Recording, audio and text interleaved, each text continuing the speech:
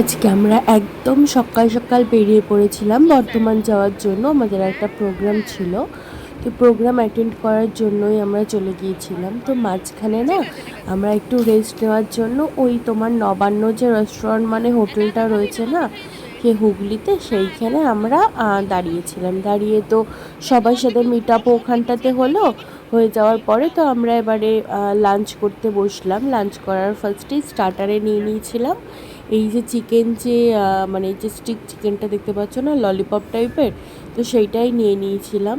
তো বিশ্বাস করো, মানে প্রথম থেকেই আমার মনটা কেমন হচ্ছিল যে এত সুন্দর একটা রেস্টুরেন্ট কেমন খেতে হবে না হবে।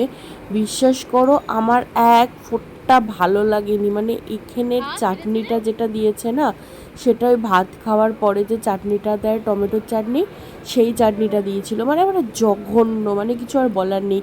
আর এই যে স্যালাডগুলো দেখতে পাচ্ছ না, স্যালাডগুলো দিয়ে না বিচ্ছিরি একটা স্মেল আসছিল। যাই হোক, স্টার্টার তো কমপ্লিট হলো। এরপরে নিয়ে নেওয়া হলো থালি। তো আমার আর আদ্রর নেওয়া হয়েছিল বাটার চিকেন, মানে বাটার চিকেন ভর্তা।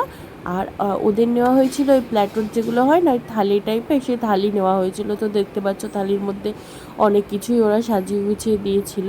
আর আর আলাদা করে নিয়েছিল মাটন কষা। আর আমাদের বাটার নান নেওয়া হয়েছিল, আর হচ্ছে চিকেন যে ভর্তাটা বলেছিলাম বাটার দিয়ে। কিন্তু বিশ্বাস করো, চিকেন ভর্তা খাচ্ছি না আলুর দমের গ্রেভি খাচ্ছি, কিচ্ছু বুঝতে পারছি না। আর যে মাটনটা, ওটা তো আরও জঘন্য, মানে পুরো আলুর দমের মশলা দিয়ে ঠেসে রেখে দিয়েছে। প্লিজ কেউ নবান্নতে যাওয়ার আগে খেতে 5 বার থেকে 10 বার অন্তত আগে ভেবো যে কোথায় যাচ্ছ।